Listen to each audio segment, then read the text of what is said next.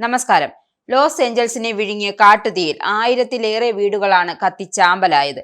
വീട് നഷ്ടമായവരിൽ സാധാരണക്കാർ മുതൽ ഹോളിവുഡിലെ സൂപ്പർ താരങ്ങളുമുണ്ട്. 60 മുതൽ 70 കോടികൾ വരെ പണിത ആഡംബര വസതികൾ ഒരു തരിമ്പ് പോലും അവശേഷിക്കാതെ കത്തിച്ചാമ്പലായി.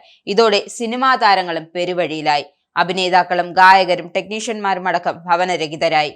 അഭിനേതാക്കളായ Eugene Levy, Tom Hanks, Jennifer Aniston, Reese Witherspoon, Adam Sandler, James Woods, Steve Guttenberg, Bradley Cooper, Michael Keaton എന്നിവരുടെ വസതികളാണ് കത്തിയെറിഞ്ഞത്.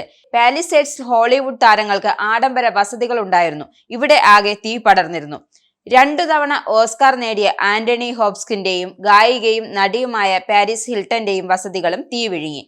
മലിബുവിലെ വീട് കത്തിയെറിയുന്നത് കുടുംബത്തോടെ ടിവിയിൽ കാണേണ്ടി വന്നുവെന്നും ഹിൽട്ടൺ പറഞ്ഞു.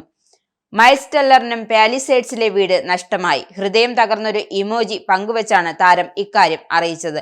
താനും ഭാര്യയും താമസിച്ചിരുന്ന പസഫിക് പാലിസേഡ്സിലെ വീട് അഗ്നിക്കിരയായ കാര്യം ബില്ലി ക്രിസ്റ്റലും പ്രസ്താവനയിൽ പറഞ്ഞു.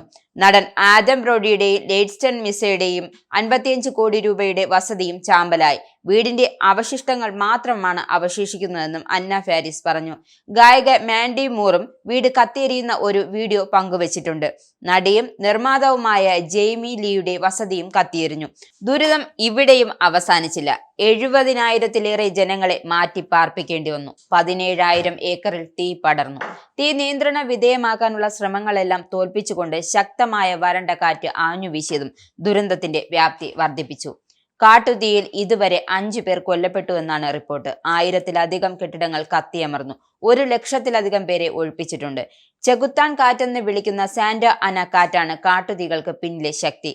തീ അണയ്ക്കാൻ കൂടുതൽ വെള്ളം ഉപയോഗിച്ചതോടെ ലോസ് ആഞ്ചൽസിലെ കുടിവെള്ള വിതരണവും പ്രതിസന്ധിയിലായിട്ടുണ്ട്.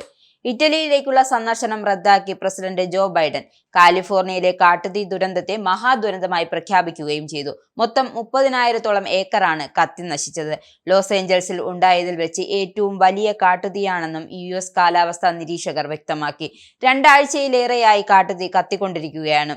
ഇതിന്റെ ഫലമായി കാലിഫോർണിയയിലെ പ്രധാനപ്പെട്ട മേഖലകൾ തകർന്നു. ലോസ് ഏഞ്ചൽസിലെ നഗരത്തിൽ തീപിടുത്തം പടരുന്നതിന് മുമ്പ് തടയണമെന്ന് അഗ്നിശമന സേനാംഗങ്ങൾ അറിയിച്ചെങ്കിലും ഇപ്പോൾ തീപിടുത്തം ലോസ് ഏഞ്ചൽസിലെ പ്രദേശത്തിന്റെ ഭൂരിഭാഗവും നശിപ്പിച്ചിരിക്കുകയാണ്. ലോസ് ഏഞ്ചൽസിന്റെ ചരിത്രത്തിൽ തന്നെ ഏറ്റവും ഗുരുതരമായ ഈ സാഹചര്യത്തെ അഗ്നിശമന സേനകൾ നേരിടുവാൻ പാടുപെടുകയാണ്.